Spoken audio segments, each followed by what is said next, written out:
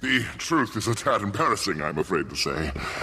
Due to abrupt and catastrophic circumstances, and to the great disappointment of my fans, I never finished my last novel.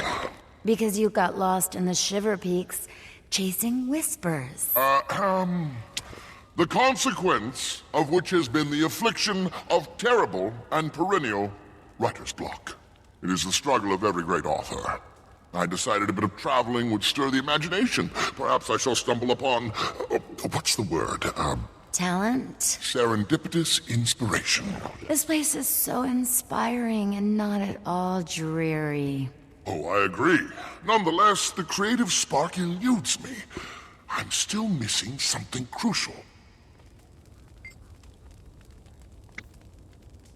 You're asking why I choose to write such controversial narratives. When those who are obstinate and obsolete seek to extinguish your voice, then what you're saying must be important. To love is to want, to desire. And in spite of our differences, all Tyrians possess the appetite of desire. Love is indiscriminate in its numerous splendorous forms. As an author, it is my duty to depict them all. Well, I've been labeled salacious, vulgar, a defiler of moral sensibilities.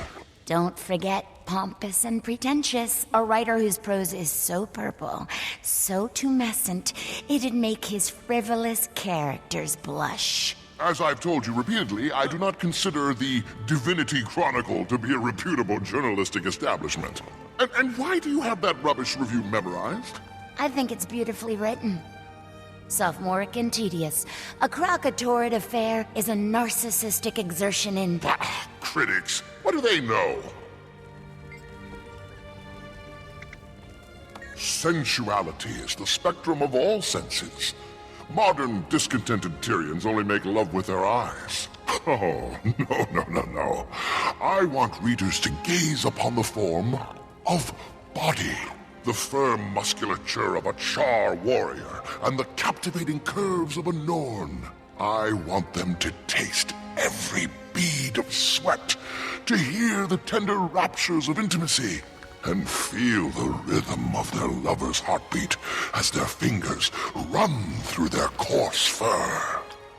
Gross. That is how I grant my readers the escape they long for, to find that fleeting feeling of fulfillment. Yes, well, Bonnie's always making jokes. Friendly, jovial banter, that's our relationship. Isn't that right, Bonnie? There she goes. Good fun, good fun. What do you want? I'm his research assistant, editor, chef, secretary, therapist. You know I don't believe in editors. They're overly opinionated and disrupt my process. You don't have a process. That is the process. Life is the process, my dear. We're writing right now, as we live and breathe. It's an extemporaneous craft. You dragged us to the middle of nowhere, freezing, and I followed you because I thought I'd learned something. Oh, I thought you followed me because you were my friend.